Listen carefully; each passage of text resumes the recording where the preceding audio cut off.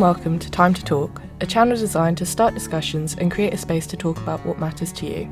I'm Eva Hodgson. And I'm Chloe Hanson. Today we'll be visiting how anxiety has been affected during the pandemic and in the return to school and normal life, as well as how schools have provided support during this transition. We are joined today by two students at Exeter College, Mickey Capocci and Bridie Karajas. Both of these students have had an ongoing struggle with anxiety and have suffered the consequences with the return to in-person schooling. Welcome to the show, guys. Hey. Hello. So you guys have both experienced anxiety during your schooling. How have you felt that that's been affected since coming back from the first lockdown? I think in the first lockdown, my anxiety got really bad, but then I kind of got used to being away from everyone and not doing school, because even though there was online school, I didn't really actually do it because, it was online school. And then when it was kind of, because I was at GCSE time, so I was kind of thrown back into doing GCSE exams, and they didn't tell us whether we were going to do them or not. So it was kind of just stressful, and they were like, oh, you're going to do your GCSEs. Oh, no, you're not. Yeah, you are. No, you're not. You're doing tests. No, you're not. So I think they could have definitely handled that a lot better. And just not put as much pressure on students.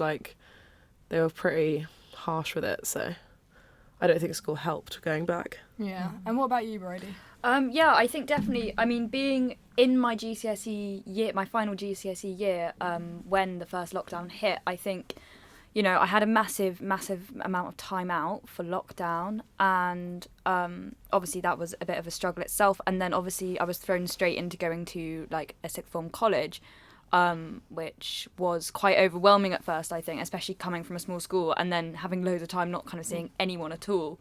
It was quite overwhelming, and I think we'd had so much time out, I'd almost forgotten what the pressures were like. It was actually quite challenging at first, I think, sort of almost coming back into society after just, having so much time completely by myself. Yeah. Yeah. I also think, because of the different views on COVID, from different, because obviously you've got millions of different families and upbringings of kids at school, and so it's if you have different views on the COVID and stuff, but then you're kind of just forced to deal with it in the way the school has been told to. Yeah, definitely. And then it's also quite hard getting kind of looked down on by teachers if they kind of if you're exempt from wearing masks and stuff, that some teachers will judge you almost. Mm-hmm. Yeah, and also with not seeing people for ages, and then you're suddenly back at school with them all. For Bridie going to a new school. Yeah. Do you think that affected your anxiety? Definitely. I think my first few months at college, my anxiety got really bad because I'd barely even been seeing the people who I was close and comfortable to, let alone a whole crowd of new people. And I feel like it probably would have been easier if I'd done the normal transition of GCSEs, having a nice summer with all my friends, and then going straight into college. But, yeah. Brilliant. And going through that transition of not being in school and then going, straight back into it or to a new place, do you feel that school or college supported you with your anxiety? I think they would, they'd say things if you need any support, there are websites and phone numbers and these are the people you can talk to, but it was that's never really enough, because it can take a student, they might not want to step up themselves and go and talk to someone. And I think if teachers know that there's students struggling, which they usually do, because parents and teachers and stuff are always pretty in contact, and also it can be kind of obvious, just put less pressure on students, which they never did. It was always kind of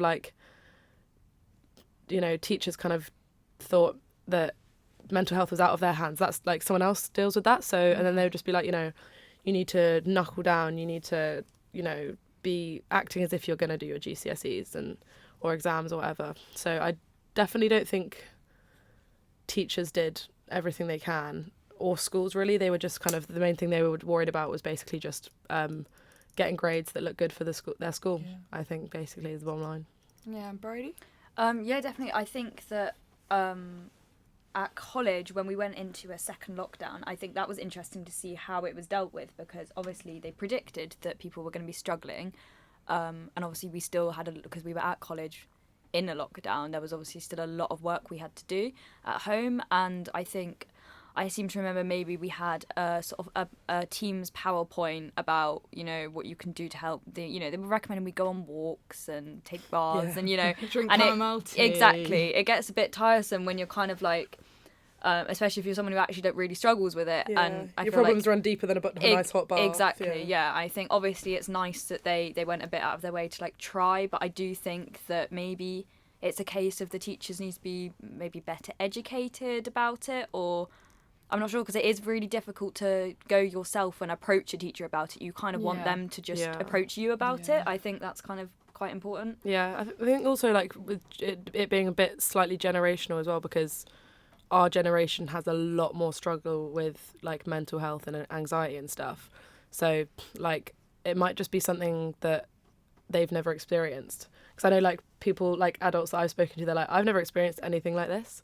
So it's like, if that's the case, which I think it is, like they just need to be a bit more aware. Yeah, and on that, like we ran some research, and 80% of people we asked said that lockdown negatively affected their mental Yeah, health. literally. And only 10% said that it didn't really change it. And Yeah. 10% say positively. So I think looking at figures like that, it would be really important for teachers and parents as well to kind of educate, maybe some sort of like training. Yeah. Or, like, Yeah. because I'm sure that there would be elements of that, but to kind of training to notice the signs, so Yeah. the teachers can go to you about it rather than you having to. Because Yeah, if you're exactly. anxious, plucking up the courage to go and talk to a teacher is going to be really Yeah, exactly. difficult. And also it's like to them, anxiety, they're kind of like, oh, they just, you know, they're nervous about friends, or you know, Stressed about or their they're work, stressed or about their like, work. yeah, But it's yeah. like it can be so much. It can be completely. It's nothing to do with school. Yeah. School just really doesn't help Yeah. sometimes. Yeah. So it's it just can like highlight it. exactly. So like it's not just like